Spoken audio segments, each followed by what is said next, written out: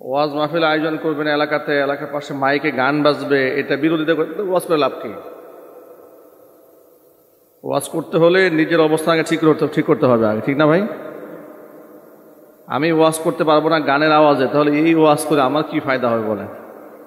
আমি কাকে ওয়াজ করতেছি?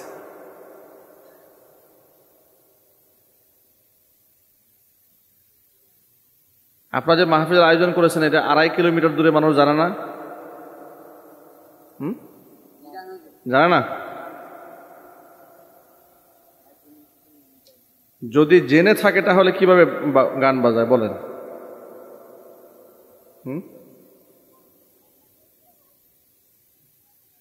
আল্লাহর হেদায়েত কি এত সস্তা?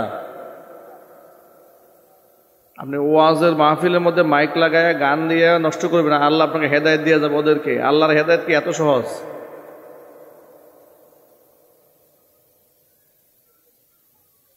কি মুশকিল বলেন তো। এরকম তো পুরো মাইন্ড তো ওইদিকে বারবার চলে যাচ্ছে।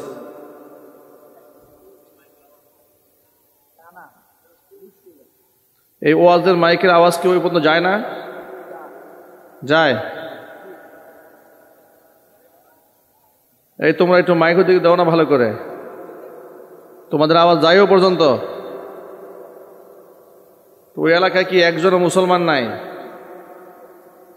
যে একটা মাহফিল চলতেছে, এত লম্বা সময় হুজুরা ওয়াজ করতেছে, ওখানে এই গানটা বন্ধ করার জন্য কোনো লোক নাই? লোক পাঠান, লোক পাঠান। এবার তো ওয়াজ করা সম্ভব ভাই, এবার কি যুদ্ধ করা সম্ভব? আমি তো নসিহত করতে আসছি না, মারামারি করতে তো আসি নাই।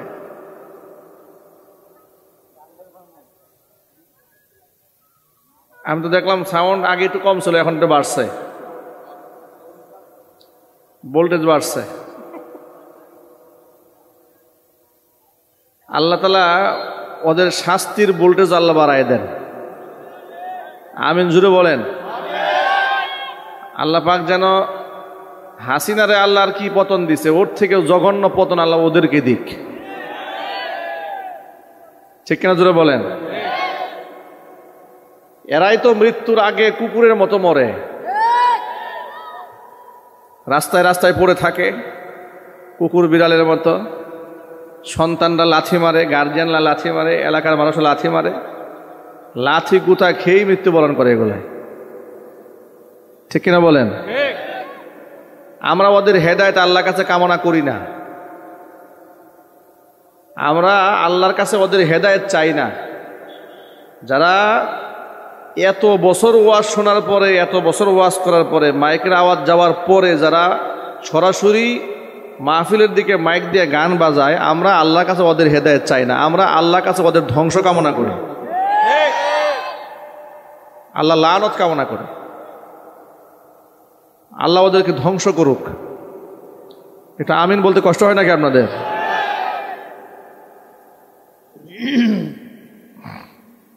আপনার মেহেরবানি করে একটু পরিবেশ করে এগিয়ে আসেন, বিক্ষিপ্ত হয়ে না বসে একটু মেহেরবানি করে আগায় বসেন।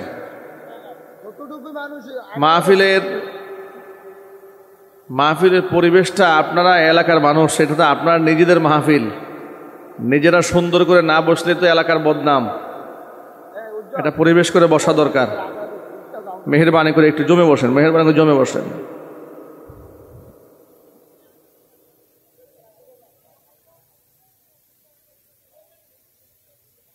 আওয়াজ মনে হয় পৌঁছাইছে মনে হয় এখন নাকি? হ্যাঁ, বন্ধ করছে, ফোন করেছে। আচ্ছা আচ্ছা, ঠিক আছে।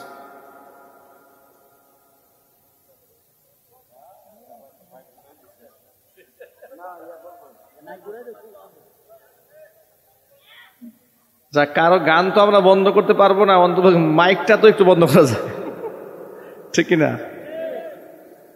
আলহামদুলিল্লাহ আলহামদুলিল্লাহি নাহমাদুহু ওয়া নাস্তাঈনুহু ওয়া নাস্তাগফিরুহু ওয়া নু'মিনু বিহি ওয়া নাতাওয়াক্কালু আলাইহি ওয়া নাউযু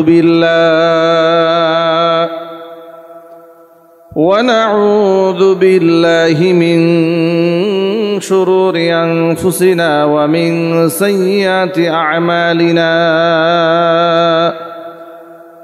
من يهده الله فلا مضل له ومن يضلله فلا هادي له ونشهد أن لا إله إلا الله وحده لا شريك له ونشهد أن سيدنا ونبينا وحبيبنا وشفيعنا ومولانا محمدا عبده ورسوله الذي أرسله بالحق بشيرا ونذيرا وداعيا إلى الله بإذنه وسراجا منيرا أما بعد فأعوذ بالله من الشيطان الرجيم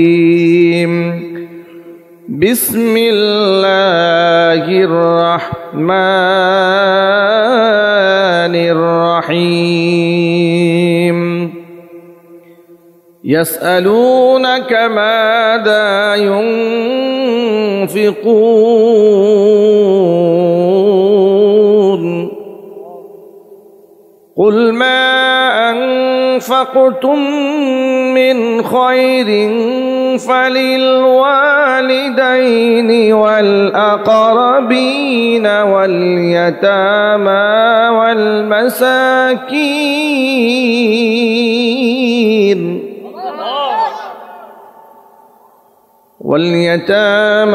والمساكين وابن السبيل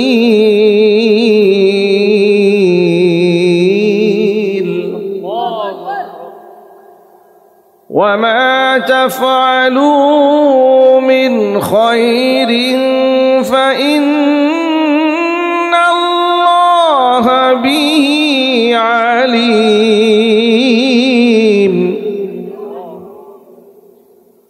وما تفعلوا من خير فإن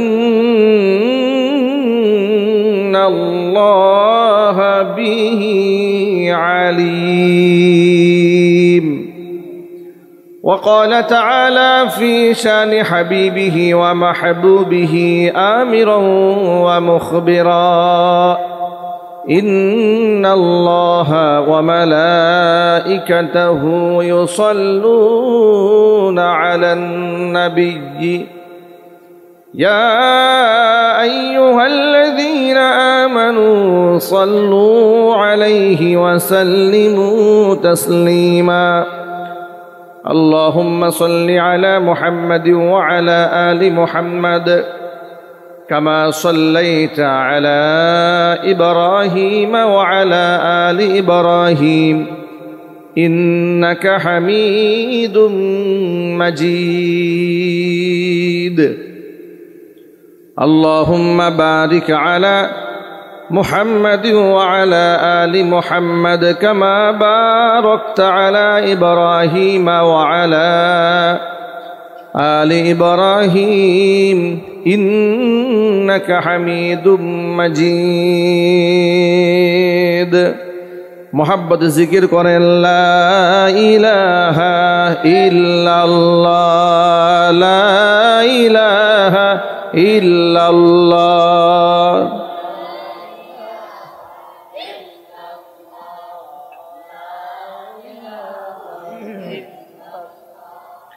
لا إله إلا الله لا إله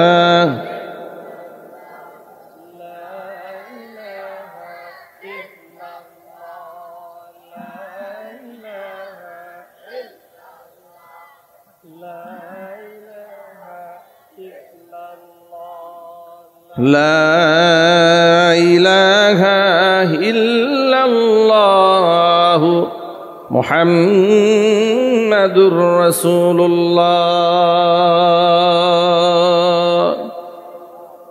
صلى الله عليه وسلم.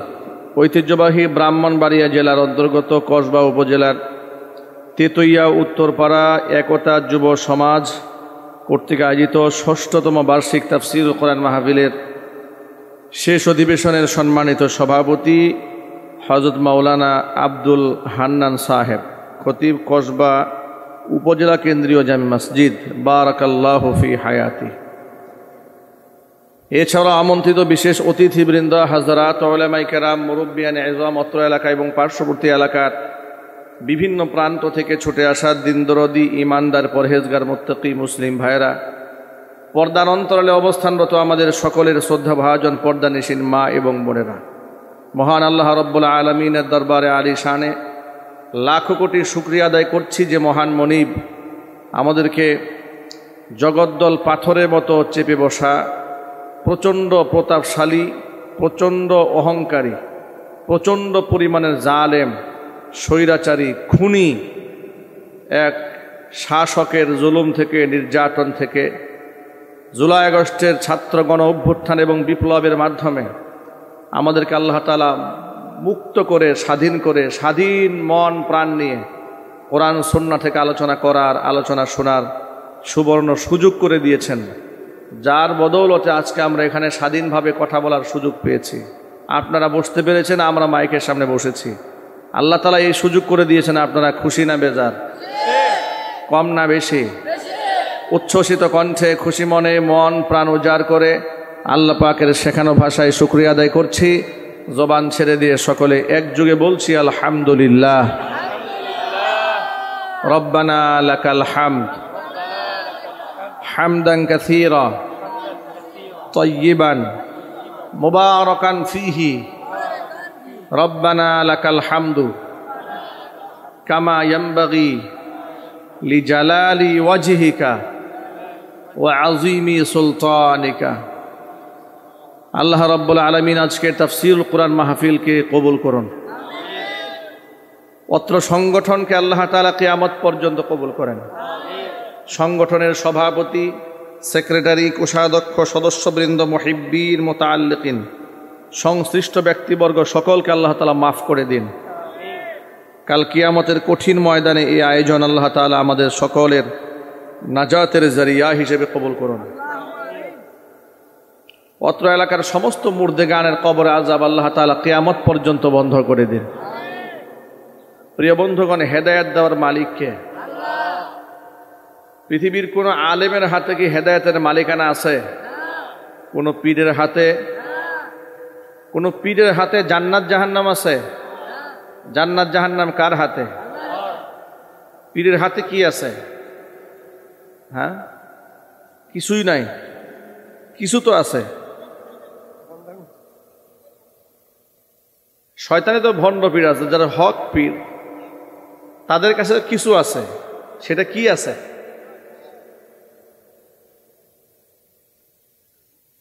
হেদায়েতের পাথেয় আছে। কি আছে? হেদায়েতের পাথেয়, হেদায়েতের মাধ্যম আছে, হেদায়েতের জরিয়া আছে, হেদায়েতের উপকরণ আছে। মালিকানা নাই। মালিকানা কার হাতে? আলেম ওলামা, পীর বুজুর্গ, ওলামা মাশায়েখ, তারা হিদায়াতের মালিক হবেন তো বহু দূরের কথা। পৃথিবীর আল্লাহর নির্বাচিত বেগুনা মাসুম আম্বিয়া আলাইহিমুস সালাতু ওয়াস সালাম তারাও হেদায়েতের মালিক ছিলেন না। এই কথাটা যদি পরিষ্কার এই জাতি বুঝতে পারত, তাহলে এই দেশে সব মাজার পূজা বন্ধ হয়ে যেত। এই মৌলিকত্বটা না বোঝার কারণে এই দেশে মাজার পূজা চলে। মনে আঘাত নেবেন না, আপনাদের কসবা, ব্রাহ্মণবাড়িয়া এবং পার্শ্ববর্তী এলাকার কিছু উপজেলা আছে, এগুলার মধ্যে এই ব্যবসাটা খুব রমরমা। ঠিক কিনা বলেন? এখানে ধর্মের নামে কুসংস্কার বেশি।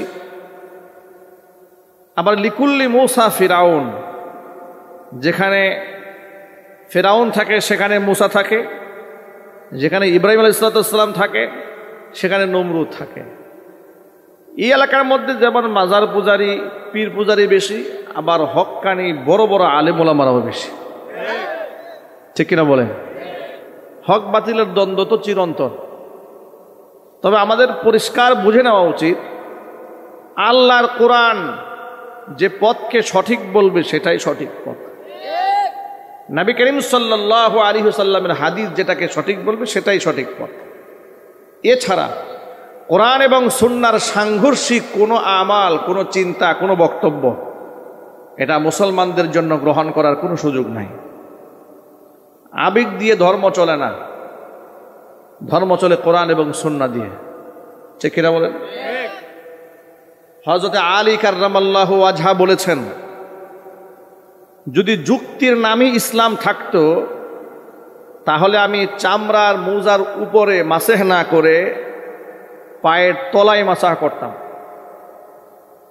কারণ রাস্তা দিয়ে চলার সময় ধুলা ময়লা উপরে লাগে না পায়ের নিচে লাগে? নিশ্চয়ই নিচে লাগে। কিন্তু কোনো ব্যক্তি চামড়ার মোজা পরলে 3 দিন পর্যন্ত সে যদি এটাকে আটকায় রাখে তাহলে সেই ব্যক্তি মাসাহ করবে মোজার উপরে। হযরত আলী বলেন, যদি যুক্তি তর্কেই ইসলাম হতো, যুক্তি তর্কের নাম যদি ঈমান হতো, তাহলে আমি পায়ের উপরে মোজার উপরে মাসাহ না করে মোজার তলায় মাসাহ করতাম। ঠিক কিনা বলেন? যুক্তি তর্কের নাম ইসলাম নয়। আপনার শরীর থেকে বায়ু নির্গত হয়েছে, ওযু ভেঙে গেল, কিংবা আপনি জরুরত সেরেছেন, পেশাব পায়খানা করেছেন, ওযু নষ্ট হয়েছে, ইসলাম কি বলেছে? ইসলাম বলেছে আপনি নতুন করে ওযু করেন, পবিত্র হন। পবিত্র হওয়ার মাধ্যম কি? আপনি হাত ধুবেন, মুখ ধুবেন, মাথা মাসাহ করবেন, পা ধুবেন। আচ্ছা, এটা কোনো যুক্তির কথা হলো নাকি? আমার নাপাক বের হয়েছে লজ্জাস্থান দিয়ে, উচিত ছিল 3 বারের জায়গায় 10 বার ধুইলেন, কিন্তু বলে না, এটাকে 7 বার 14 বার ধুইলে দেহ পাক হবে না। দেহ পাক করতে গেলে ওযু করতে হবে। কি যুক্তি আছে এখানে? আপনি কি যুক্তি এখানে সেট করবেন? কিন্তু ইসলাম যুক্তিতে চলে না, ইসলাম আল্লাহর নির্দেশে চলে। ঠিক কিনা জোরে বলেন? যুক্তি তর্কের নাম ইসলাম নয়। ইসলাম কোরআন সুন্নাহয় যা আছে সেটাই ইসলাম। এটা আপনার মাথায় ধরুক আর না ধরুক। আচ্ছা, আমরা যে মোবাইল ফোনে কথা বলি, এখান থেকে মুহূর্তে নক দিলাম, আমেরিকা চলে গেল, 20-22 ঘন্টার দূরত্বের পথ, 10,000 কিলোমিটারের ঊর্ধ্বে রাস্তা, এত দূর পর্যন্ত আমার কথা যে কানেক্ট হয়ে গেল এক দেশের সাথে আরেক দেশে, শূন্যে ভাসমান, নিশ্চয়ই তার তো একটা আছে নাকি? তার নাই? আছে। অদৃশ্য ইথারের সাথে ইথার এর সাথে কানেক্ট হয়ে গেল। যদি কোনো কানেকশনের কোনো মাধ্যম নাই থাকতো তাহলে নেটওয়ার্কের জন্য ওই যে গ্রামীণ ফোন নেটওয়ার্ক, বাংলালিংক নেটওয়ার্ক কেন দিয়েছে? নিশ্চয়ই সংযোগ কিছু কোনো একটা কিছুর মাধ্যমে এটাকে সংযুক্ত করা হয়, কিন্তু এটা আমাদের খালি চোখে দেখা যায় না। কোনো পাগল যদি বলে যা দেখি না তা মানি না, কি বলে? যা দেখি না তা মানি, এটা আমার যুক্তিতে ধরে না। দেখা যায় না, আবার বলে তার আছে, আবার বলে ইথার আছে, এর সাথে কানেকশন আছে, আবার এর সাথে নাকি তামা আছে ভাসমান। এই ইথারের মধ্যে কি আছে? তামা আছে, ওর সাথে কানেকশন হয়ে যাচ্ছে। এ কি পাগলামে কথাবার্তা, এগুলো আমি মানি না। বিজ্ঞান বলবে তুমি না মানলা, তোমার মাথায় সমস্যা আছে, তোমার ইলিম কম। দুনিয়ার সাধারণ একটা মোবাইল নেটওয়ার্ক বুঝতে গিয়ে যদি আপনার দৌরত্ব শেষ হয়ে যায়, কোরআন সুন্নাহর এবং গায়েবের যে কত ব্যাপার আছে যেগুলো অদৃশ্যে দেখা যায় না, আলামে বারজাক, আলামে আরওয়াহ, কত কিছু আছে, সেগুলোকে তুমি যুক্তি তর্ক দিয়ে কেন বুঝতে চাও? লোকেরা জিজ্ঞেস করে, হুজুর মারা যাওয়ার পরে কবরে সুয়াল জবাব হয়, এটা না হয় বুঝলাম, 40 কদম দূরে যাওয়ার পরে সমুদ্রে ডুবে মারা গেল, তার সুয়াল জবাব কখন শুরু হয়? যুক্তি। কথা বলে না কেন? যুক্তি আছে না নাই? কত যে যুক্তি! ওই যে শরীয়ত মারফতের গান গায় যারা, বাউল শিল্পী, ক্যাসেটে গান বাজতেছে, আমি রাস্তা দিয়ে যাচ্ছি, দেখি আমার কানে আওয়াজ আসতেছে, তর্ক বিতর্ক চলতেছে। একজনে প্রশ্ন করে বলল, আচ্ছা তোমরা যে কোরআন কোরআন করো, তো কোরআনটা কোথায় আছে? প্রশ্ন করতেছে। সে বলতেছে এটার নাম কোরআন। কই এটার নাম কোরআন কেমনে হলো? আমি তো কোরআন শরীফ খুলে দেখলাম, ইউসুফ আলাইহিস সালামের কাহিনী, ইব্রাহিম আলাইহিস সালামের কাহিনী, ফেরাউনের কাহিনী, নমরুদের কাহিনী, কাহিনীতে ভরা, তো কোরআন কোনটা? প্রশ্ন। মানে অনর্থক বিষয়কে অর্থবোধ বানাইয়া অযৌক্তিক বিষয়কে যৌক্তিক বানিয়ে বিতর্ক করে কালক্ষেপণ করা, শরীয়তের মূল ফোকাস থেকে নিজেকে দূরে সরায় রাখা। কোরআনে কারিমের যদি অর্থটা সে জানতো তাহলে তার মধ্যে এই প্রশ্ন আসতো না। কোরআনে কারিম কি জিনিস? অধিক পঠিত, যা একের পর এক পাঠ করা হয়। এই আসমানের নিচে জমিনের উপরে আল্লাহর কোরআনের চেয়ে বেশি পঠিত কোনো কিতাব কি আছে? আরো চিৎকার দিয়ে বলুন, আছে? মোটেও নাই। অধিক পঠিত যে গ্রন্থ, এই গ্রন্থের নাম হচ্ছে কোরআন। সুবহানাল্লাহ বলেন। আল্লাহ এই কোরআনে অনেক কিসাস বলেছেন, ঘটনা বলেছেন। কোথাও কোথাও আল্লাহ তাআলা আহকামাত বলেছেন, বিধিবিধান বলেছেন। আমি আজকে আপনাদের সামনে কোরআন শরীফ থেকে একটা আয়াতে কারিমা তেলাওয়াত করেছি। আমি সেই আলোকেই কথা বলবো। হাজার হাজার আয়াতের ভেতর থেকে একটা আয়াত আমি বাছাই করেছি আপনাদের সামনে। আমি এই আয়াতের সারমর্ম নিয়ে সংক্ষিপ্ত কথা আপনাদের সামনে উপস্থাপন করার চেষ্টা করব। আল্লাহ তাআলা যেন এখান থেকে শিক্ষণীয় বিষয় তুলে ধরার, আলোচনা করার, গভীর মনোযোগ দিয়ে শোনার এবং সেই অনুযায়ী আমল করার তৌফিক আমাদেরকে দান করেন। আমরা যারা এখানে বসে আছি, আমরা যারা পুরুষ মানুষ, আমরা অর্থ উপার্জন করি। কেউ মাঠে ঘাটে কাজ করি, কেউ ফ্যাক্টরিতে, কেউ কোম্পানিতে, কেউ ব্যবসা প্রতিষ্ঠানে। কোনো না কোনোভাবে আমরা রিজিক সন্ধান করি। এই রিজিক সন্ধান করাটা ইবাদত, এটা আল্লাহ পাকের নির্দেশ। ফাইদা কুদিয়াতিস সালাত ফান্তাশিরু ফিল আরদ ওয়াবতাগু মিন ফাদলিল্লাহ, আই ওয়াবতাগু মিন রিজকিল্লাহ। নামাজ যখন শেষ হয়ে গেছে তখন না আর মসজিদে বসে থাকার কোনো সুযোগ নাই। তোমরা আমার ইবাদত শেষ হয়েছে, এবার মসজিদ থেকে বের হও। তোমাদের জন্য আমার পক্ষ থেকে রিজিক বিভিন্ন জায়গায় ছড়ানো ছেটানো আছে, এগুলোকে তালাশ করে বেড়া। সুবহানাল্লাহ। রিজিক দেওয়ার মালিক কে? আল্লাহ বলছেন, বান্দারে রিজিকের মালিক আমি, কিন্তু তোকে উপার্জন করে নিতে হবে। তুই ঘরে বসে থাকবে, আমি তোর রিজিক ঘরে দিয়ে আসবো না। আল্লাহ পাক বলেন, ফাইদা কুদিয়াতিস সালাতু ফান্তাশিরু ফিল আরদ। যখন নামাজ শেষ হলো তখন তোমরা জমিনের মধ্যে ছড়িয়ে পড়ো। ওয়াবতাগু মিন ফাদলিল্লাহ, আই মিন রিজকিল্লাহ। আল্লাহ রিজিককে তোমরা অন্বেষণ করে বেড়াও। তাহলে আল্লাহ রিজিক যা আমার জন্য বরাদ্দ সেটা অন্বেষণ করাও, এটা কার হুকুম? জোরে বলেন না, কার হুকুম? এটাও আল্লাহ পাকের হুকুম। আল্লাহর হুকুম মতো আমাকে রিজিক অনুসন্ধান করতে হবে। আবার সেই রিজিক অনুসন্ধান করতে গিয়া আমি যেন হারামের মধ্যে মুবতালা না হয়ে যায়। আল্লাহ তাআলা কত বিধিবিধান দান করলেন আমাকে। সুদ আল্লাহ হারাম করলেন, ঘুষ আল্লাহ হারাম করলেন, অন্যের জমি দখল করা আল্লাহ তাআলা হারাম করলেন, ব্যবসা করতে বসে মিথ্যা কথা বলা আল্লাহ তাআলা হারাম করে দিয়েছেন। এরপরে মানুষকে ধোঁকা দেওয়া, মানুষের সাথে প্রতারণা করে পয়সা ইনকাম করা হালাল না হারাম? ইসলামী শরীয়ত মানুষকে এমন একটা জীবন ব্যবস্থা দিয়েছে যেটা মান্য করলে মানুষ প্রতারিত হওয়ার কোনো সুযোগই থাকে না। জোরে কোন সুবহানাল্লাহ। আমাদের বাংলাদেশে যে সমস্ত অঞ্চলে ফল হয়, যেমন আপনি ধরতে পারেন চাঁপাইনবাবগঞ্জ, রাজশাহী, এই সমস্ত অঞ্চলে আম গাছের মধ্যে আম আসে। আম ব্যবসায়ীরা তারা গোটা বাগান কিনে ফেলে। আম ব্যবসায়ীরা বাগান কেনার কিছু কিছু সিস্টেম আছে। এর মধ্যে এক ধরনের সিস্টেম হচ্ছে গাছের মধ্যে মুকুল আসার আগে গাছ সব কিনে ফেলে। আবার আরেকটা সিস্টেম হচ্ছে গাছের মধ্যে সবে মাত্র আমের মুকুল এসেছে, আম এখনো অস্তিত্বেই আসে নাই, এখন আপনি তার সাথে লেনদেন করে ফেললেন। 10টা গাছের এত টাকা মূল্য ধার্য করা হলো। ইসলামী শরীয়তে এটাকে অ্যালাউ করা হয়নি। আপনি শুনে অবাক হবেন, ইসলামী শরিয়াত আপনার ব্যবসা বাণিজ্যের মূলনীতি কেমন হবে সব বলে দিয়েছে। চিল্লা কোন সুবহানাল্লাহ। কেন? আপনি বলবেন, হুজুর অসুবিধা কি বাগান কিনে ফেললে? আপনি যে মুকুল থাকা অবস্থায় আমগুলোকে কিনলেন, আপনি কি করে নিশ্চিত হলেন যে এই মুকুল থেকে আম হবেই হবে? এমন তো হতে পারে অতিবৃষ্টির কারণে, অনাবৃষ্টির কারণে, জলোচ্ছ্বাস হওয়ার কারণে, ঘূর্ণিঝড় হওয়ার কারণে, সিডরের কারণে সব আমের মুকুল নষ্ট হয়ে গেছে। এরপরে কোনো আমই হলো না, কোনো ফসলই হলো না। তাহলে যিনি বিক্রি করলেন তিনি বিনা ফসলেই অর্থ নিয়ে গেলেন, যিনি কিনলেন তিনি মারাত্মক ক্ষতিগ্রস্ত হলেন। ইসলামী শরীয়ত বলে এই ধরনের ব্যবসা বাণিজ্যের কোনো অস্তিত্ব নাই, এটা জায়েজ নাই, হারাম। এ ধরনের ব্যবসা কি জুড়ে বলেন? হারাম। আপনার ব্যবসা করতে হলে পণ্য থাকতে হবে, পণ্য ছাড়া কোনো ব্যবসা হবে না।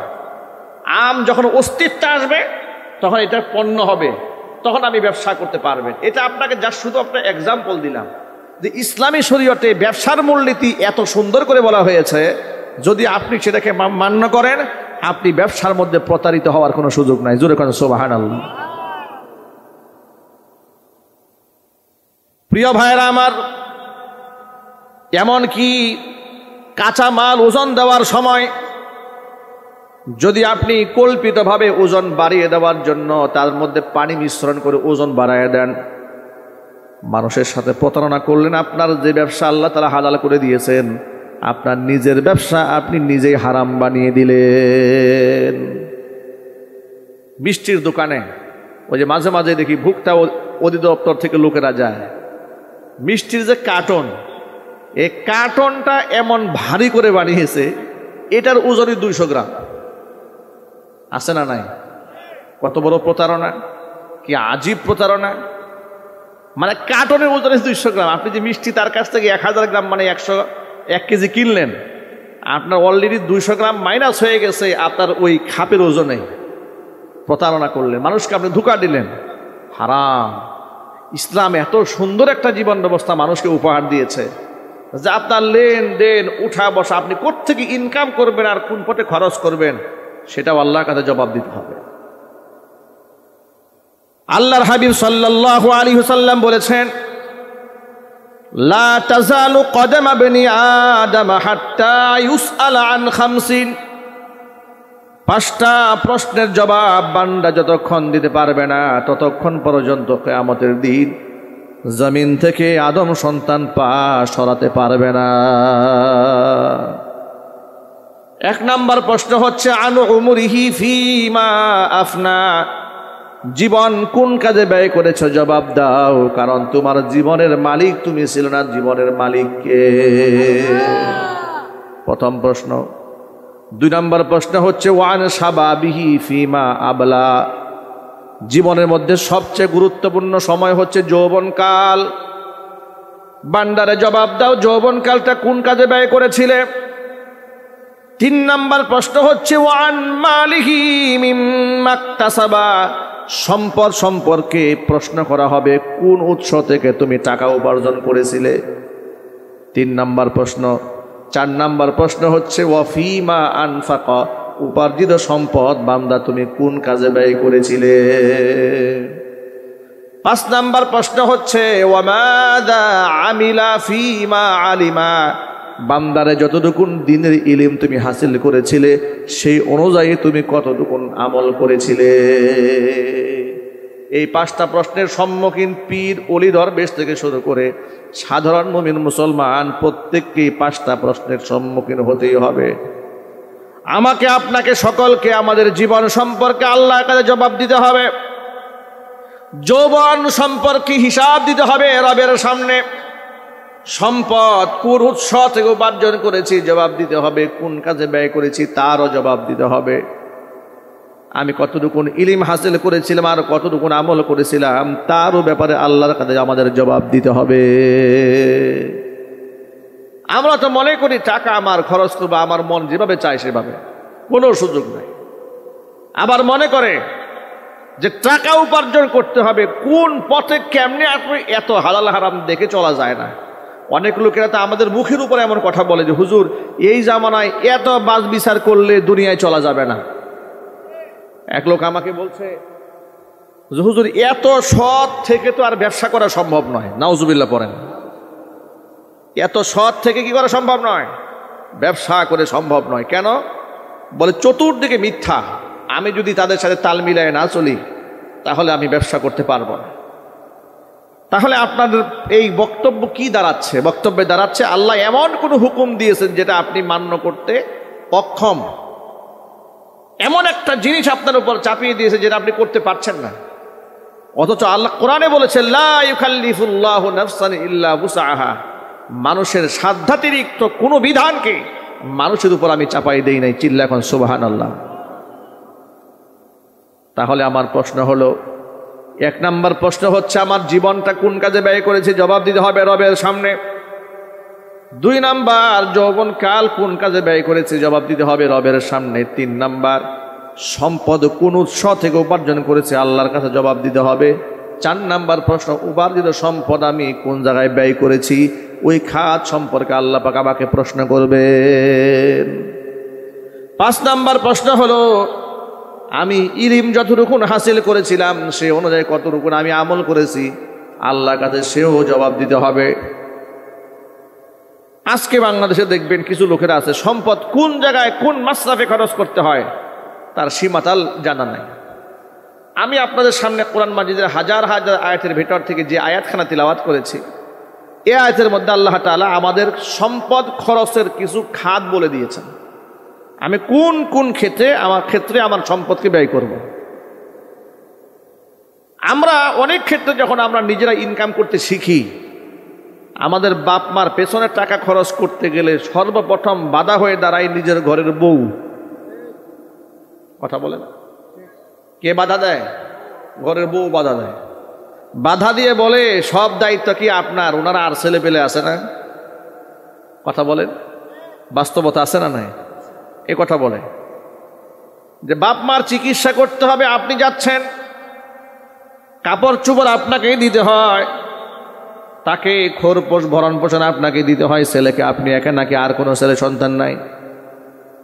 এবার কিছু দায়িত্ব অমুকের কাঁধে চাপায় দেন, আপনি একটু রিল্যাক্স নেন, বিশ্রাম নেন।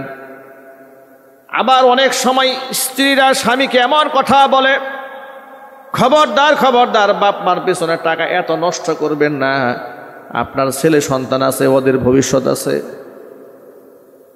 এইভাবে অনেক সময় স্ত্রীরা স্বামীদেরকে শাসন করে, বারণ করে, বাধা দেয়। আমি এই ক্ষেত্রে আপনাদের সামনে এখন স্পষ্ট করে দেব, আমার মালিকানা সম্পদের মধ্যে সবার আগে কার হক বেশি, এটা কোরআন মাজিদের মধ্যে আল্লাহ রাব্বুল আমিন 1000 বছর আগে বর্ণনা করে দিয়েছেন। আল্লাহর নবী সাল্লাল্লাহু আলাইহি সাল্লামকে আল্লাহ বলছেন, ও আমার হাবিব, ইয়াসআলুনাকা মাযা ইউনফিকুন, লোকেরা আপনার কাছে প্রশ্ন করে কি খরচ করবে, আপনি বলে দেন। তারা জিজ্ঞেস করে কি খরচ করবে, এবার আপনি একটু খরচের খাত সহ বলে দেন। আপনি বলে দিন, কুল মা আনফাকতুম মিন খাইরিন ফালিল ওয়ালিদাইনি ওয়াল আকরাবিনা ওয়াল ইয়াতামা ওয়াল মাসাকিন ওয়াবনিস সাবিল। আপনি বলে দিন, মা আনফাকতুম মিন খাইরিন আই মিন হালালিন, হালাল সম্পদ তোমরা যা কিছুই খরচ করো না কেন, উত্তম রিজিক যা তোমরা ব্যয় করবে, সবার আগে তোমরা ব্যয় করবে ফাজিল ওয়ালিদাইনি, তোমাদের পিতা মাতার পেছনে। দ্বিতীয় নাম্বার হচ্ছে ওয়াল আকরাবিন, আত্মীয় স্বজনদের পেছনে ব্যয় করবে। 3 নাম্বার হচ্ছে ওয়াল ইয়াতামা ওয়াল মাসাকিন, এতিম এবং মিসকিনদের পেছনে টাকা ব্যয় করবে। অবনি সাবিল, পথিক মুসাফির যারা, তাদের পেছনে টাকা ব্যয় করবে। মনে রেখো, ওমা তাফআলু মিন খাইরিন, তোমরা হালাল যা কিছুই খরচ করো না কেন, কল্যাণকর ভালো কাজ যা কিছু করো না কেন, ফাইন্নাল্লাহা বিহি আলিম, সকল কিছু সম্পর্কে মহান আল্লাহ রাব্বুল আলামিন খুব বেশি অবগত আছেন। তাহলে আয়াত দ্বারা কি প্রমাণ হলো? আমার উপার্জিত সম্পদ আল্লাহ খরচের যতগুলো খাত বলেছেন, সবার আগে কার পিছনে খরচ করতে বলেছেন? বাবা মার পেছনে ব্যয় করতে বলেছেন। সুবহানাল্লাহ বলবেন না ভাই? বাবা মার হক সবার আগে, সবার আগে। আবু দাউদ শরীফের একটা হাদিসের মধ্যে এসেছে, জাবের রাদিয়াল্লাহু তাআলা আনহু হাদিসের রাবী, তিনি বলেন, জনৈক ব্যক্তি এসে আল্লাহ রাসূলের কাছে এই কথা বলে নালিশ দিল তার বাবার নামে। ডেকে বলছে, ইয়া রাসূলুল্লাহ, আমার ঘরে আমার বৃদ্ধ বাবা আছে, তিনি আমার পকেটের টাকা আমার পারমিশন ছাড়াই নিয়ে নেয়, অথচ আমার ঘরে স্ত্রী সন্তান আছে, থাকার পরেও আমার বাবা আমার পকেটের টাকা আমার পারমিশন ছাড়াই খরচ করে। নবীজি সাল্লাল্লাহু আলাইহি ওয়াসাল্লাম বুঝতে পারলেন লোকটা নালিশ দিচ্ছে তার বাবার বিরুদ্ধে, আল্লাহর নবী এবার তার জবাব দিয়ে দিলেন, আংতা ওয়া মালুকা লিওয়ালিদিকা, তুমি নিজে এবং তোমার সকল সম্পদ তোমার বাবার মালিকানাধীন। সে বিচার দিয়েছিল যে আমার টাকা খরচ করে ফেলছে আমার বাবা আমার পারমিশন ছাড়া। রসুল বললেন, তুই শুধু তোমার সম্পদ কেন, আংটা তুমি নিজে, ওয়া মালুকা এবং তোমার সম্পদ যা আছে সব তোর বাবার। সুবহানাল্লাহ বলবেন না? শুধু টাকা কেন, বাবা যা বলবে তোমাকেও সেটা করতে হবে। তাহলে ইসলামে হকের বর্ণনা ক্ষেত্রে ডিসাইড করে দিয়েছে, আমাকে ভাগ করে দিয়েছে, সিদ্ধান্ত দিয়ে দিয়েছে। কি সিদ্ধান্ত দিয়েছে? আমার উপার্জিত সম্পদে আমার বাবা মার হক আছে, এত বেশি হক, সবার আগে তাদের পেছনে খরচ করতে হবে। কিন্তু অধিকাংশ ক্ষেত্রে সন্তানেরা বাপ মাকে এই মূল্যায়নটা করতে চায় না। কেন চায় না? এর পেছনে বড় কারণ হচ্ছে তাদের এই সম্পর্কে ইলম নাই। কি নাই জোরে বলেন তো? ইলম নাই। কদিন আগে আপনারা যারা নিউজ দেখেছেন, ঢাকা শহরে শতবর্ষী বাবাকে ফেলে সন্তানরা পালায়ে গেছে, প্যারালাইজডের রুগী। ওই রাস্তাঘাটে ফুটপাতে কিছু লোক আছে না, মানবিক কাজ করে, খাবার টাবার দেয়। সংবাদে দেখলাম যে তারা খাবার টাবার দিতে গিয়ে দেখে বৃষ্টির মধ্যে এক বৃদ্ধ খুব কাঁপতেছে। নাম ভালো করে সন্তানদের বলতে পারছে না, একটা ছেলের নাম আর একটা মেয়ের নাম খুব কষ্টে সে বলতে পেরেছে, বাকি সন্তানদের নাম বলতে পারছে না। শুধু এতটুকুন বলছে যে সন্তানরা তাকে ফেলে চলে গেছে, চিকিৎসা করাতে হবে এই দুঃখে। খোঁজখবর নিয়ে দেখা গেল যে ওই সন্তানরা কোনো দরিদ্র অসহায় নয়, মোটামুটি সবাই স্টাবলিশড, প্রতিষ্ঠিত, কিন্তু বৃদ্ধ বাবার খেদমত করার মতো মন মানসিকতা তৈরি হয়নি। এর চেয়ে জঘন্য উপাখ্যান এই জাতির জন্য আর কি হতে পারে? ঠিক কিনা বলেন? আমার বন্ধুগণ, নবী করিম সাল্লাল্লাহু আলাইহি ওয়াসাল্লাম মাঝে মাঝে সাহাবীদেরকে গল্প শোনাতেন। এই কোরআনে গল্প আছে না নাই? জোরে বলেন। কোরআনে কারীমের গল্প বলার পরে আল্লাহ রাব্বুল আলামিন সূরা ইউসুফের শেষ দিকে বর্ণনা করে বলেছেন, কেন তোমাদের কাহিনী শোনা লাকাদ কানা ফি কাসাসিহিম ইবরাতুল লিউলিল আলবাব। মাঝে মাঝে তোমাদের গল্প শোনাই এই জন্য, যাদের গল্প শোনানো হয় তাদের গল্পের মধ্যে জ্ঞানীদের জন্য শিক্ষা আছে। ওমর ইবনুল খাত্তাব রাদিয়াল্লাহু তাআলা আনহু থেকে বর্ণিত আত-তারগীব ওয়াত-তারহীব কিতাবের ইখলাস অধ্যায়ের প্রথম হাদিস। আল্লাহর নবী সাল্লাল্লাহু আলাইহি ওয়াসাল্লাম সাহাবীদেরকে পরিবেষ্টিত অবস্থায় বসে আছে, এমন সময় উপস্থিত সাহাবীদেরকে নবীজি বললেন, শোনা, তোমাদের একটা গল্প শোনাই। সালাসাতু নাফারিম মিম্মান কানা ক্বাবলাকুম, এই পৃথিবীতে তোমরা আগমন করার পূর্বে বনী ইসরাইল সম্প্রদায়ের 3 জন ব্যক্তি সফর করে এলাকা থেকে কোনো একটা এলাকার উদ্দেশ্যে তারা বের হয়েছিল। সারা দিন তারা পথ চলতে চলতে যখন ক্লান্ত পরিশ্রান্ত হয়ে গেল, সন্ধ্যা ঘনায় আসলো, আকাশের দিকে তাকায় দেখছে বিদ্যুৎ চমকাচ্ছে। তারা মনে মনে ভাবলো, কোনো মতে যদি রাতটা কোথাও কাটিয়ে দিতে পারতাম, সকালবেলা আবার নতুন করে সফর শুরু করতে পারতাম। রাতটা কোথায় কাটাবো? বর্তমান পৃথিবী উন্নত হয়েছে, জেলা উপজেলার মধ্যে আবাসিক হোটেল পাওয়া যায় রাত্রি যাপন করার জন্য। কিন্তু হাজার হাজার বছর আগে পাহাড়িয়া গিরিপথ দিয়ে যাচ্ছে তারা, সেখানে আবাসনস্থান বলতে কিছুই ছিল না, আবাসিক হোটেল বলতে কোনো আশ্রয় ছিল না। সিদ্ধান্ত নিল পাহাড়ের গুহায় গিয়ে আমরা আশ্রয় গ্রহণ করি। নবী করিম সাল্লাল্লাহু আলাইহি সাল্লাম বলেছেন, হাত্তা আওয়াহুমুল মাবিতু ইলা গারিন, পাহাড়ের গুহার মধ্যে তারা আশ্রয় নিতে বাধ্য হলো রাত্রি যাপন করার জন্য। পাহাড়ের গুহার মধ্যে যখন 3 জনে ঢুকেছে, রাতের বেলায় পাহাড়ের উপর থেকে বড় একটা পাথরের টুকরা গড়াতে গড়াতে গড়াতে এসে ওই পাহাড়ের মুখের মধ্যে, গর্তের মুখটার মধ্যে এসে আটকিয়ে যায়। 3 জন ব্যক্তি গর্তের ভিতরে বন্দী হয়ে গেল, বড় পেরেশান হয়ে গেল তারা মনে মনে ভাবলেন, এই জায়গায় যদি আমরা এখন মরে গলে পচে হাড্ডি সার হয়ে যায়, পৃথিবীর কেউ জানতেও পারবে না, বুঝতেও পারবে না, আমাদেরকে উদ্ধার করতে পারবে না। তবে 3 জন ব্যক্তি ছিল ইমানদার হওয়ার কারণে এতটুকু বিশ্বাস অন্তরের মধ্যে ছিল, যেখানে কেউ দেখতে পায় না সেখানে একজন দেখতে পান, তিনি কে? যেখানে কেউ শুনতে পান না সেখানে একজন শুনতে পান, তিনি কে? যেখানে কেউ সাহায্য করতে পারেন না সেখানে একজন সাহায্য করতে পারেন, তিনি কে? তিনজনে মনে মনে সিদ্ধান্ত নিল, আজকে আমরা আমাদের জীবনের সর্বশ্রেষ্ঠ ইবাদত, যেটা একমাত্র আল্লাহর খুশির জন্য আমরা করেছিলাম, এমন একটা জিনিসের বিনিময়ে আল্লাহর কাছে আমরা আজকে আশ্রয় প্রার্থনা করব। নিশ্চয় আমাদের মনিব আমাদেরকে ফিরিয়ে দেবেন না। আপনাদেরকে একটা দোয়ার মূলনীতি বলে দিই, যখন আপনি দোয়া করবেন আল্লাহর কাছে, মনের মধ্যে এই শঙ্কা কখনোই রাখবেন না যে হাত তো তুললাম, এই দোয়া তো কবুল হতেও পারে নাও হতে পারে। এইভাবে জীবনেও দোয়া করবেন। দোয়া করার সময় আল্লাহর প্রতি এত অগাধ বিশ্বাস নিয়ে দোয়া করবেন, আল্লাহর কাছে এমনভাবে চাবেন যে আমার একটি দোয়াও আল্লাহ বিফলে ফেলবেন,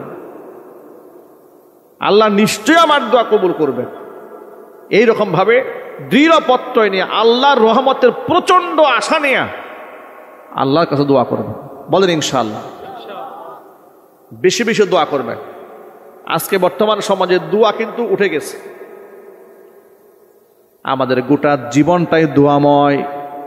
নবী করিম সাল্লাল্লাহু আলাইহি ওয়াসাল্লাম আমাদের গোটা জিন্দেগিটায় দোয়ায় মাসুরা দিয়ে ভরে দিয়েছেন। সুবহানাল্লাহ। ঘুমানোর সময় দোয়া আছে না নাই? ঘুম থেকে ওঠার দোয়া আছে না নাই? পানি পান করার দোয়া আছে না নাই? খাবার সামনে আসলে দোয়া আছে না নাই? ঘরে ঢোকার দোয়া আছে না নাই? ঘর থেকে বের হওয়ার দোয়া আছে না নাই? জামা কাপড় পরার দোয়া আছে না নাই? গোসলের দোয়া আছে না নাই? ওযুর দোয়া আছে না নাই? নামাজে দাঁড়ালেন দোয়া আছে না নাই? ব্যবসায় ঢুকলেন দোয়া আছে না নাই? পৃথিবীর মধ্যে এমন কোনো ভালো কাজ মুসলমান করে না যে কাজের মধ্যে দোয়া লিখিত হয় না। জোরে কোন সুবহানাল্লাহ। দোয়াময় গোটা জিন্দেগি। আল্লাহু আকবার বলেন। এই জন্য মুসলমানের জীবন খুব পবিত্র জীবন। একজন ইমানদারের জীবনে হারাবার কিছুই নাই। সুবহানাল্লাহ বলেন। আল্লাহর নবী বলেছেন, আজাবান লি আমরিল মুমিন। ইমানদারদের বিষয়টা বড় আশ্চর্যজনক একটা ব্যাপার। একজন মানুষ যখন মুমিন হয়, মুসলমান হয়, তখন তার বিষয়টা অনেক উপরে চলে যায়। ইন্না আমরাহু কুল্লাহু লাহু খায়রুন। তার সব কিছুই তার কল্যাণ বয়ে আনে, সব। সুবহানাল্লাহ। যদি বিপদ আসে সেটাও তার জন্য কল্যাণ, যদি নিয়ামত প্রাপ্ত হয় সেটাও তার জন্য কল্যাণ। নবীজি বলেছেন, ইন আসাবাতহু সাররাউ শাকারা ফাকানা খায়রাল লাহ।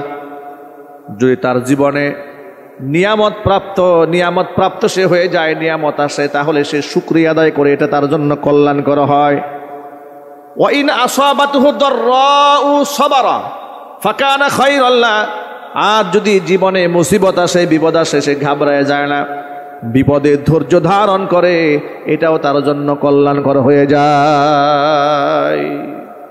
সর্বমুহূর্তে সাহায্য চাইব কার কাছে? দোয়া করব কার কাছে? না কোনো মাজারে, কোনো পীরের পায়ে। হালাল না হারাম? হারাম। মনে রাখবেন এই কথাটা। চট্টগ্রামের এক বয়স্ক তথাকথিত সুন্নি বক্তার নাম আবুল কালাম বয়ানী। দেশের বরেণ্য আলেমদেরকে নিয়ে খুব বাজেভাবে কটাক্ষ করে, খুব বিশ্রী ভাষায় গালিগালাজ করে। অসংখ্য কল রেকর্ড, ফোন আলাপ এগুলো অনলাইনে দেখা যায়। আল্লামা আহমদ শফি রহমাতুল্লাহ আলাইহি, জুনায়েদ বাবা নগরী রহমাতুল্লাহ আলাইহি সহ সকলকে নিয়ে খুব বাজেভাবে ব্যঙ্গ বিদ্রুপ করে কথাবার্তা বলে। কি বলে সেগুলো আমার দ্বারা মুখে বলাও সম্ভব নয়, এত বাজে কথা বলে। এই ভদ্রলোক বলছে, গত 2 দিন আগে দেখেছি, সে বলতেছে তার নাকি প্রথমত একটা কন্যা সন্তান হয়েছে। এরপরে সে কোন এক পীরের মাজারের সামনে দিয়ে যাচ্ছে, যাওয়ার সময় সে মাজারের দিকে লক্ষ্য করে বলেছে যে এইবার যদি তুমি আমাকে ছেলে সন্তান দান করো, তোমার উরসে আমি গরু দেব। চিন্তা করতে পারে। আমি শুধু তো হতবাক হয়ে গেছে, আলেম মানুষ। সে বলতেছে মাজারে আমি বলেছি, উনি গল্প বলতেছে ওয়াজে, যে মাজারে বললাম আমাকে যদি এইবার একটা সন্তান দান করো ছেলে, তোমার উরস আমি গরু দেব। লোকটা বলে কিছুদিন পরে আমি যে মাজারে আবদার জানিয়েছি মঞ্জুর হয়ে গেছে, 2টা পুত্র সন্তান জমজ হয়েছে। আমি তার উরসে 2টা গরু দিয়ে দিয়েছি। ঘৃণার সাথে কর নাউজুবিল্লাহ, আর চিৎকার দিয়ে কর নাউজুবিল্লাহ। এই ধরনের বিশ্বাস যদি কোনো মুমিন মুসলমানের থাকে, তার ঈমান থাকে, তাহলে কোনো বক্তা যদি নিজে বলে আমি মাজারে এ কথা আবদার জানিয়েছি, মাজারওয়ালা আমার দোয়া কবুল করছে, তার ঈমান থাকে? আরো জোরে বলেন। এটা সম্পূর্ণ হারাম এবং শিরিক। এটা কি জোরে বলেন? ইন্না শিরকা লা যুলমুন আযীম। এটা মারাত্মক কুফরি, মারাত্মক শিরকি। এই গুনাহগুলো বাংলাদেশের মাজারের মধ্যে অহরহ চলছে। আল্লাহ যেন আমার এই মুসলিম ভাইদেরকে হেফাজত করেন।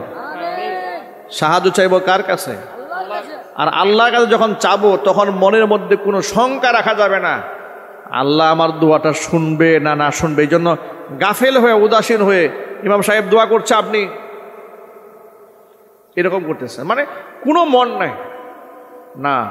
রবের সামনে যখন চাবেন এত দৃঢ় আশা নিয়ে আল্লাহর কাছে চাবেন যে আল্লাহ আমি যত গুনাহগারী হই না কেন, তোমার দরবার তো অনেক বড়, তুমি পৃথিবীর কত পাপিষ্ঠকে ক্ষমা করেছ, তুমি তো পাহাড় সহ পরিমাণ গুনাহকে ক্ষমা করতে পারো, তুমি আমাকে ক্ষমা করতে পারবে না? আল্লাহ সে ক্ষমতার মালিক তো তুমি। সুবহানাল্লাহ কোন। এইভাবে বড় আশা নিয়ে আমরা রবের কাছে চাবো। আমরা বলি ইনশাআল্লাহ। 3 জন ব্যক্তি গুহার মধ্যে বন্দী হওয়ার পরে দৃঢ় বিশ্বাস মনের মধ্যে, যদি আমরা আজকে আমাদের রবের কাছে মন প্রাণ উজাড় করে যদি সাহায্য চাই, নিশ্চয় আমাদের মনিব এই বিপদ থেকে আমাদেরকে উদ্ধার করে দিবেন। প্রথম ব্যক্তি আল্লাহর কাছে হাত তুলে বলছে, রব্বুল আলামিন, আমার ঘরে বৃদ্ধা মা আছে, বৃদ্ধ বাবা আছে, আমার মা বাবাকে আমি এত বেশি প্রাধান্য দেই, কোনো দিন বাপ মার মুখে খাবার তুলে দেওয়ার আগ পর্যন্ত আমি নিজেও খাবার খাই না, সন্তানদের খাবার খেতে দেই না, সব সময় বাপ মার মুখে আগে খাবার তুলে দেই, এরপরে স্ত্রী সন্তানদের মুখে খাবার দেই। এভাবে দৈনন্দিন আমলগুলো আমার চলছিল। হঠাৎ করে একদিন রাতের বেলায় বাড়ি ফিরতে আমার দেরি হয়ে গেল। বাড়ি ফিরে গিয়ে দেখে আমার বৃদ্ধা মা ঘুমায়ে পড়েছে, আমার বাবাও ঘুমিয়ে গেছে, কিন্তু আমার সন্তানরা ক্ষুধার্ত জেগে আছে। বাড়িতে যাওয়ার পর সন্তানরা ছটফট ছটফট করছে ক্ষুধার যন্ত্রণায়। আমার কাছে তারা আবদার করে বসলো, আব্বাজান সব সময় দাদা দাদিকে আগে খাবার দিয়ে দেন, তারা যেহেতু আজকে ঘুমিয়ে পড়েছে, অন্তত পক্ষে আজকে আমাদের খাবার দিন, আমরা প্রচণ্ড ক্ষুধায় কষ্ট পাচ্ছি। তিনি বলেন, রব্বুল আলামিন, আমি আমার সন্তানদের কথা কান পেতে নিলাম না। আমি খাবারের পেয়ালা নিয়ে, দুধের পেয়ালা নিয়ে সারা রাত বাপ মার শিয়রে দাঁড়িয়ে থাকলাম, ডাকও দিলাম না যদি ঘুমের বেগা সৃষ্টি হয়। প্রত্যুষে বাপ মার ঘুম ভাঙার পরে বাবা মার মুখে খাবার আগে তুলে দিয়েছি, এরপরে ক্ষুধার্ত সন্তানদের মুখে খাবার তুলে দিয়েছি। রব্বুল আলামিন, এই কাজটি যদি একমাত্র তোমার সন্তুষ্টি কল্পে করে থাকি, মেহেরবানি করে আজকের বিপদ থেকে আমাদেরকে উদ্ধার করে নাও।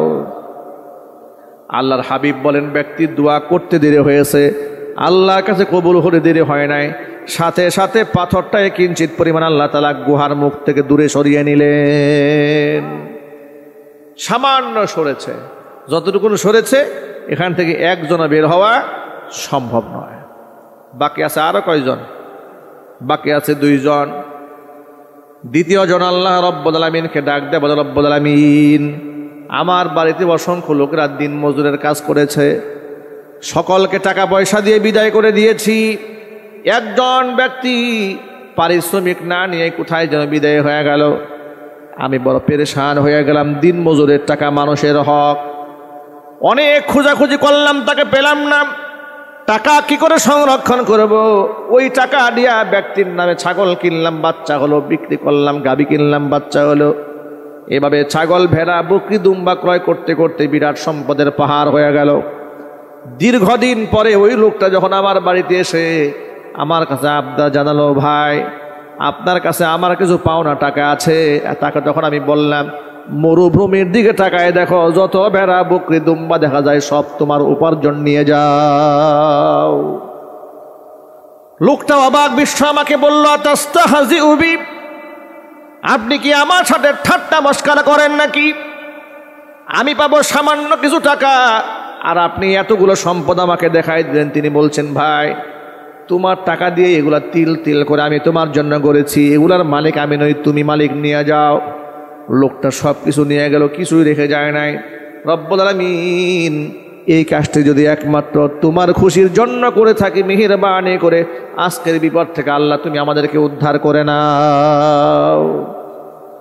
আল্লাহর হাবিব বলেন, ব্যক্তি দোয়া করতে দেরি হয়েছে, আল্লাহর কাছে কবুল হতে দেরি হয়নি। সাথে সাথে আল্লাহ তাআলা পাথরটাকে গর্তের মুখ থেকে কিঞ্চিত পরিমাণ দূরে সরিয়ে নিয়েছেন। এখন ইতিমধ্যে একটু আলো বাতাস ঢুকতে শুরু করেছে। যতটুকু সরেছে একজনও বের হওয়া সম্ভব নয়, কিন্তু আলো বাতাস ঢুকার পরে তাদের আশারও সঞ্চার হয়েছে। নিশ্চয়ই আল্লাহ রাব্বুল আলামিন আমাদেরকে গজব দিয়ে মারবেন না। বাকি থাকলো কয়জন?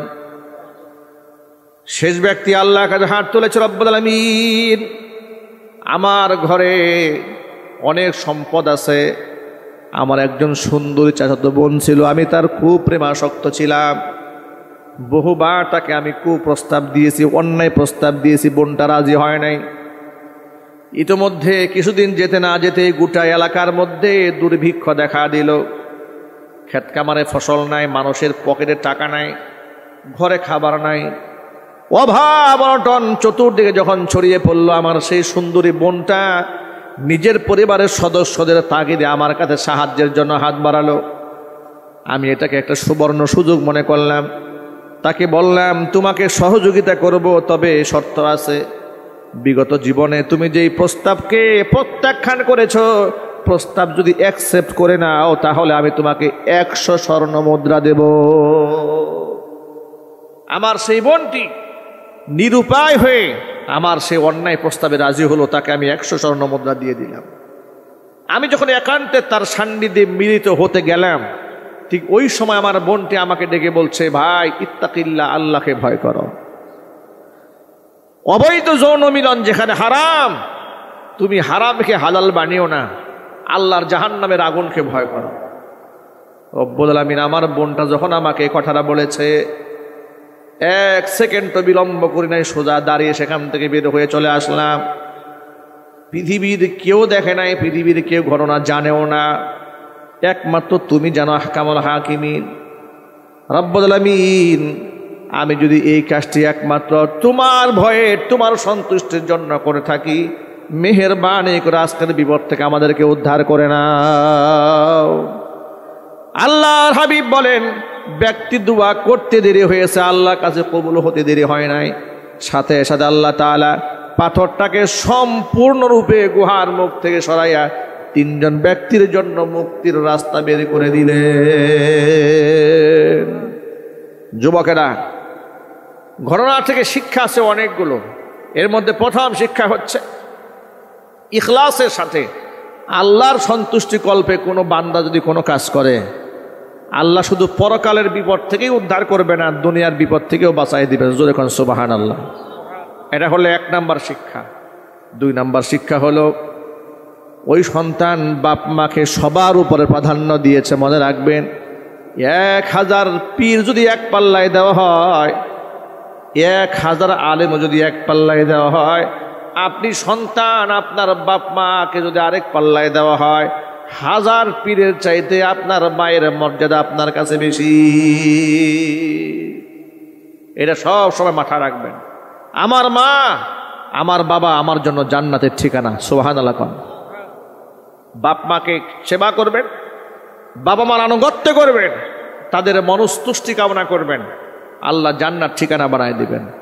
আর বাপ মার সাথে গাদ্দারি করবেন, নাফরমানি করবেন, কষ্ট দেবেন, কটাক্ষ করবেন, আঘাত করবেন, আল্লাহর জাহান্নাম ওয়াজিব হয়ে যাবে। এখানে যারা বসে আছেন, বাবা মা বেঁচে আছে কার কার? হাত দেখি তো। বেঁচে আছে, বাবা মা বেঁচে আছে কার কার? মাশাআল্লাহ। আল্লাহ যেন নেক হায়াত দারাজ করেন। জোরে কোন আমিন। হাত নামান। বাবা মা দুনিয়া থেকে বিদায় হয়েছে কার কার? হাত দেখি এবার। আমার বাবা দুনিয়া থেকে চলে গেছেন 2004 সালে। আল্লাহ তাআলা আমাদের সকলের মারহুম পিতামাতার জিন্দেগির সমস্ত গুনাহ খাতা মাফ করে দেন। জান্নাতুল ফিরদাউস আল্লাহ রাব্বুল আলামিন ঠিকানা বানিয়ে দেন। সকলে জোরে কোন আমিন। যুবকেরা, বাপ মার হক সবার আগে, স্ত্রী সন্তানের উপরে বাপ মার হক। এ কথাটা মনে থাকবেন ভাই ইনশাল্লাহ। মৃত্যু পর্যন্ত এ কথা যেন আমাদের দেমাগের মধ্যে ঢুকায় রাখেন। কখনো বাপ মার সেবা করতে গিয়ে ভাগাভাগি করবেন, কম্পিটিশন করা যায়, মুসাবাকা করবেন। 4-5টা সন্তান থাকলে উচিত তো ছিল 4-5 জনের মধ্যে সবাই মিলে প্রতিযোগিতা করবে বাপ মার সেবা, কে কত বেশি করে জান্নাত কামাইতে পারে। সেটা না করে উল্টোটা হয়ে গেছে। বড় ভাই দায়িত্ব দেয় ছোট ভাইয়ের উপরে, ছোট দেয় মেজুর উপরে, মেজু দেয় সেজুর উপরে। শেষ মুহূর্তে তাদের বাবা মার সেবা করার কোনো লোক খুঁজে পাওয়া যায় না। 4-5টা ছেলে থাকে, 4-5টা ছেলের বউ থাকে, সবাই আপন আপন জায়গায় ব্যস্ত, বৃদ্ধ মানুষ, দেখাশোনার লোক থাকে না। আমি এক মাহফিলে গিয়েছি, এক হৃদয় বিদারক ঘটনা আপনাদেরকে শোনাচ্ছি। আজকেও আমরা এই মাহফিলে আসার পরে যে বাড়িতে যে ভাইয়ের রুমে আমরা বসেছি, খুব সুন্দর একটা বাসা, আমরা তাদের জন্য দোয়া করেছি, নতুন বাসা আল্লাহ পাক যেন খায়ের এবং বরকত দান করেন। তা আমরা কোনো ওয়াজ মাহফিলে গেলে সাধারণত লোকেরা আমাদেরকে বিভিন্ন সুন্দর সুন্দর বাসায় নিয়ে যায়, আমাদের জন্য দোয়া করায়। এক মাহফিলে গেলাম, খুবই চমৎকার বাড়ি, খুবই লাক্সারিয়াস, ইন্টেরিয়ার করা, খুব সুন্দর। বিভিন্ন রুম আমাকে ঘুরিয়ে ঘুরিয়ে দেখালো। সর্বশেষ বলল, হুজুর উপরে একটু আমার বাবা মা আছে, মেহেরবানি করে একটু আসেন, ওরা মুরব্বী মানুষ, ওনাদের জন্য একটু দোয়া করবেন। নিয়ে গেল। বিশ্বাস করেন তাদের রুমে ঢোকার পরে দেখি দুর্গন্ধে রুমে ঢোকা যায় না, অথচ ড্রয়িং রুম লাগছে মনে হচ্ছে 5 স্টার হোটেল। বেডরুম খুশবু আসতেছে, সবার করে দামি দামি চাদর, বিছানা চমৎকার। কিন্তু বাপ মা বুড়ো হয়ে গেছে তো, যে রুমটা দিয়েছে, রুমের যে কি অবস্থা, পান খেয়েছে, পানির পিকগুলো পড়ে আছে, ময়লা, ফ্লোরটাও মোছা নাই। আমি তাকে সেখানে জিজ্ঞেস করলাম যে ভাই ওনাদের এই অবস্থা কেন? তিনি বলেন, হুজুর দুঃখের কথা কি বলবো, আমরা 3-4 জন ভাই আছি, সবার বউরা প্রতিযোগিতা করতে করতে কম্পিটিশনে, হিংসা বিদ্বেষ। একজন বলে বাপ মা উনাকে বেশি মোহাব্বত করছে, দায়ী দায়িত্ব সবাইয়ের। আরেকজনের বউ বলে আমি নতুন বিবাহ হয়েছে, আমি এগুলো দেখাশোনা করতে পারবো না। এইরকম করে আমার বাপ মাকে অবহেলা করতে করতে এখন 4-5টা বউয়ের কোনো বই ওনাদের ঘরের কোনো খোঁজখবর রাখে না। নাউজুবিল্লাহ পড়েন, আরো চিল্লা কর নাউজুবিল্লাহ। এর চাইতে লজ্জাস্কর ঘটনা আর কি হতে পারে? আরেকবার গেলাম মুন্সিগঞ্জে, এক বিরাট অট্টালিকা, চমৎকার দেখতে। আমাদেরকে যেখানে বসিয়েছে, আমরা ফ্রেশ হওয়ার জন্য একটু ওয়াশরুমে গেলাম। বাড়ি এত সুন্দর, বাংলো বাড়ি, ওয়াশরুমে ঢুকে এত বিশ্রী অবস্থা, ওয়াশরুমগুলো পরিষ্কার নয়। জিজ্ঞেস করলাম যে ভাই বাড়িতে লোকজন থাকে না মনে হয়? তারা বলে না হুজুর লোকজন থাকে। তো এই অবস্থা কেন? উনি মনটা একটু খারাপ করলেন, মুরব্বী মানুষ, মাথা নত করে বলে, হুজুর লোক বেশি তো, এই জন্য কে কাজ করবে এটা বিরাট হিংসা লেগে যায়।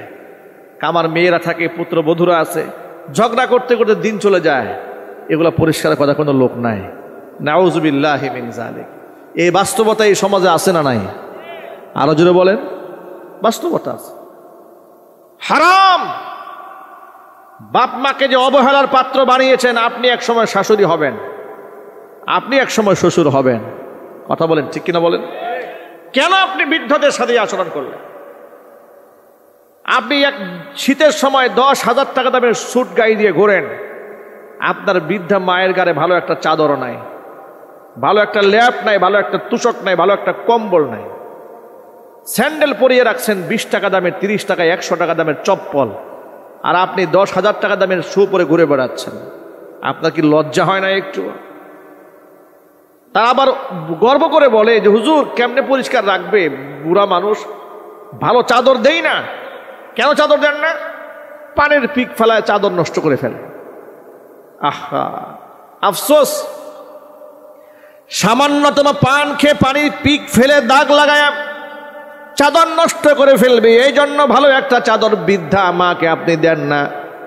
কিন্তু এই বৃদ্ধা মা, আমি যখন শিশু ছিলাম, আমরা পেশাব করে দেব, পায়খানা করে দেব, এই চিন্তা করে আমাদেরকে নিচে শোয়ায় নাই, বুকে সাদা আগলায় রেখেছে।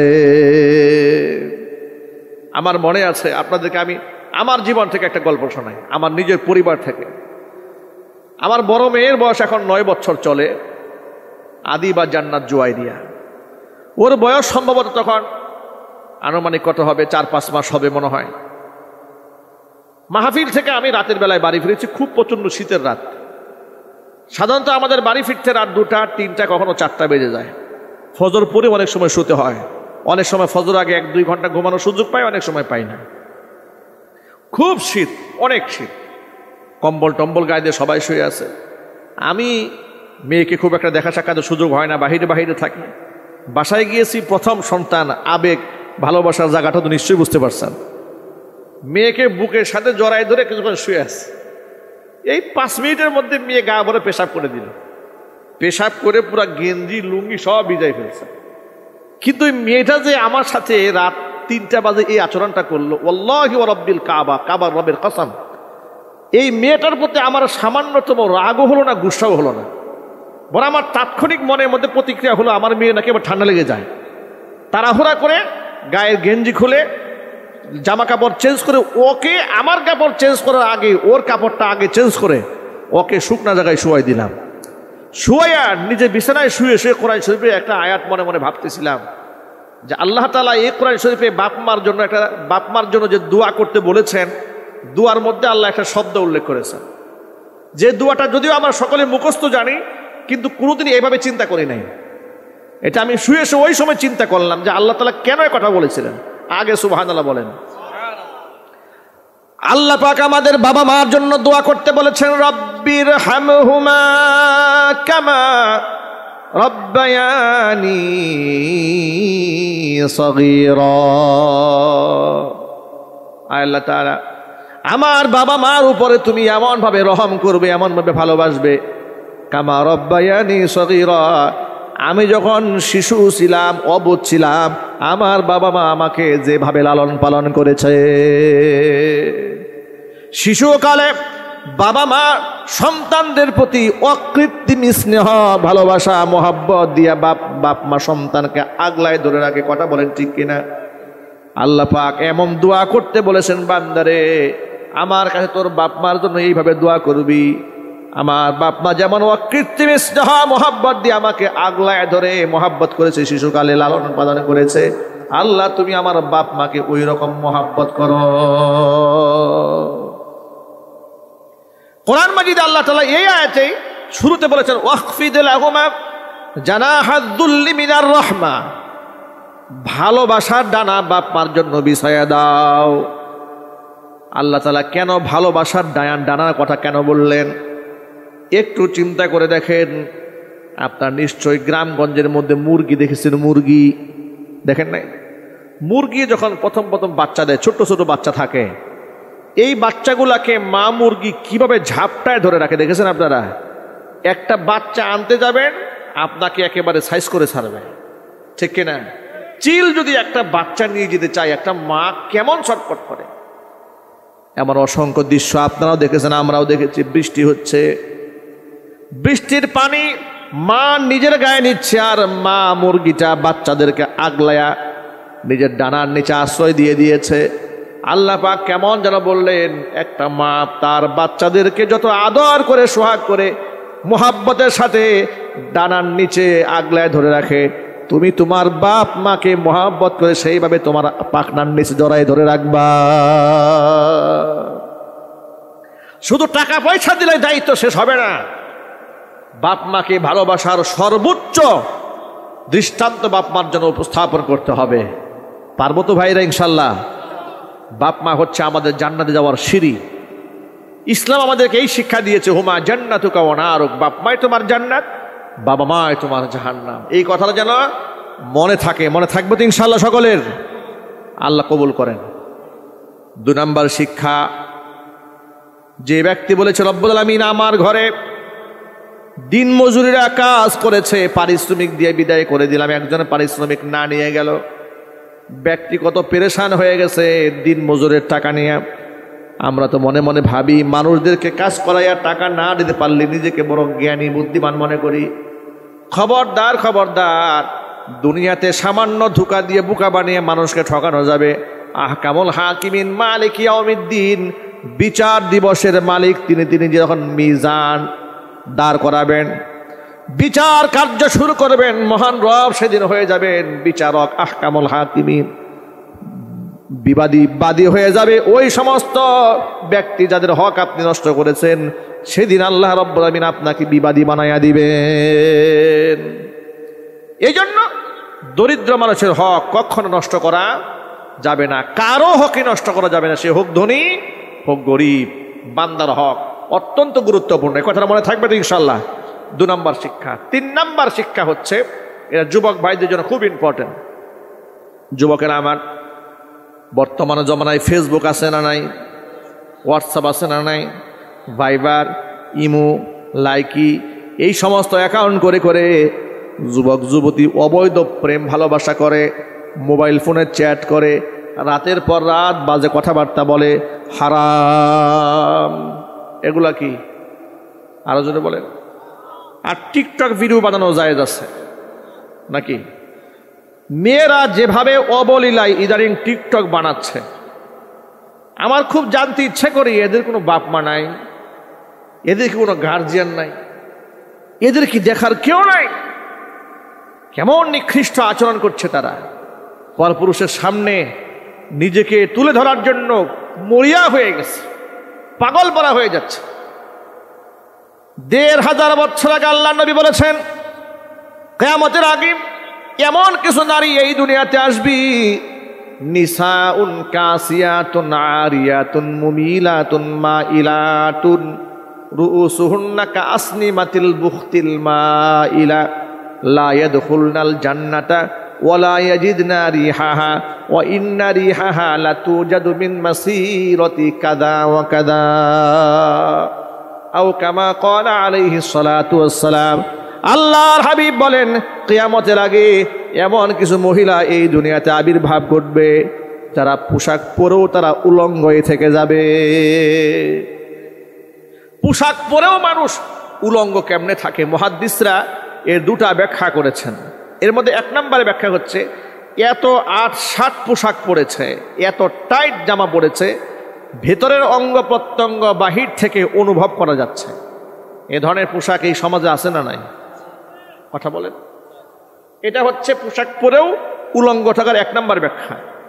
পোশাক পরে উলঙ্গ থাকার 2 নম্বর ব্যাখ্যা হচ্ছে, টাইট ফিট পরে নাই, ঢিলা ঢালাই পরেছে, কিন্তু এত ফিলফিলে পাতলা, ভেতরের অবস্থা কি আছে বাহির থেকে স্পষ্ট হচ্ছে। এ ধরনের পাতলা পোশাক মেয়েদের আছে না নাই? হারাম। এগুলা পরা কি হারাম। আফগানিস্তানে ইমারত আল ইসলামিয়া কায়েম হওয়ার পরে আফগান সরকার ভারত থেকে আগত যে সমস্ত পোশাকগুলো আসে, এই ধরনের পোশাক, যে সমস্ত পোশাকগুলো একদম ফিলফিলে পাতলা নেটের মতো এবং ওয়েস্টার্ন কালচার, পশ্চিমা সংস্কৃতিকে ধারণ করে, এই ধরনের পোশাক রাষ্ট্রীয়ভাবে দোকানে বিক্রি করা নিষিদ্ধ করে দিয়েছে। বিক্রি করাই নিষিদ্ধ। আপনি কিনবেন কোত্থেকে, পরবেন কি করে? সুবহানাল্লাহ পড়েন। তারা সেখানে মেয়েদের জন্য আলাদা মার্কেট করে দিয়েছে, যেখানে দোকানদারও মেয়ে, ক্রেতাও মেয়ে, ক্রেতা এবং বিক্রেতা উভয় নারী। সুবহানাল্লাহ কোন। মেয়েদের জন্য আলাদা চ্যাপ্টার করে দিয়েছে, বিশ্ববিদ্যালয়ে মেয়েদের জন্য আলাদা ইউনিভার্সিটি করে দিয়েছে। সুবহানাল্লাহ কোন। এগুলো আমাদের দেশের হওয়া দরকার আছে না নাই? দরকার নাই ভাই? হওয়া দরকার আছে। আমাদের দেশের ছেলে মেয়েরা একসাথে মার্কেটিংয়ে ঠেলাঠেলি ধাক্কাধাক্কি করে, এর দ্বারা আমাদের মা বোনরা ক্ষতিগ্রস্ত হচ্ছে, ছেলেরাও তাদের ইমানের মধ্যে খতরা চলে আসতেছে, ইমান নষ্ট হয়ে যাচ্ছে। সহশিক্ষা মানুষকে জাহান্নামের দিকে ঠেলে দিচ্ছে, ঠিক কিনা বলেন? বাংলাদেশ আলহামদুলিল্লাহ 2য়বারের মতো স্বাধীনতা অর্জন করেছে স্বৈরাচারের কবল থেকে। আপনারা দোয়া করতে থাকেন এবং চেষ্টা চালিয়ে যান, সকল যুবকেরা ঐক্যবদ্ধ হয়ে যান, যে ইনশাআল্লাহ যে যুবকেরা রক্ত দিয়ে জীবন দিয়ে এই দেশকে 2য়বারের মতো স্বাধীন করেছে, আগামীতে এই রাষ্ট্রকে ইসলামের জন্য তারা প্রস্তুত করে ফেলবে ইনশাআল্লাহ। আমরা কি রাজি আছি তো? ইনশাআল্লাহ। আল্লাহ তাআলা যেন কবুল করেন, জোরে করেন আমিন। ওই সময় আমাদের দ্বারা সম্ভব হবে যত প্রকারের অপসংস্কৃতি আছে সব আগ্রাসনকে মুছে ফেলা, তখনই সম্ভব হবে। তবে এই ক্ষেত্রে প্রাথমিক পর্যায়ে আপনাদেরকে আমি আভাস দিয়ে দিচ্ছি, আমাদের পার্শ্ববর্তী দেশ ভারত, তারা আমাদের এমন বন্ধু এরকম বন্ধু যারা আছে পৃথিবীতে তার শত্রু না থাকলেও চলবে।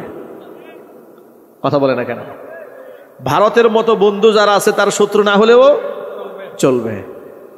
মনে রাখবেন একটি কথা, ভারত কোনো কালে আমাদের বন্ধু ছিল না, তাকে বন্ধু বানিয়ে তুলে ধরা হয়েছে আমাদের সামনে। আর পাকিস্তান কোনো কালে এদেশের মুসলমানদের জন্য শত্রু ছিল না, তাকে শত্রু বানিয়ে রাখা হয়েছে।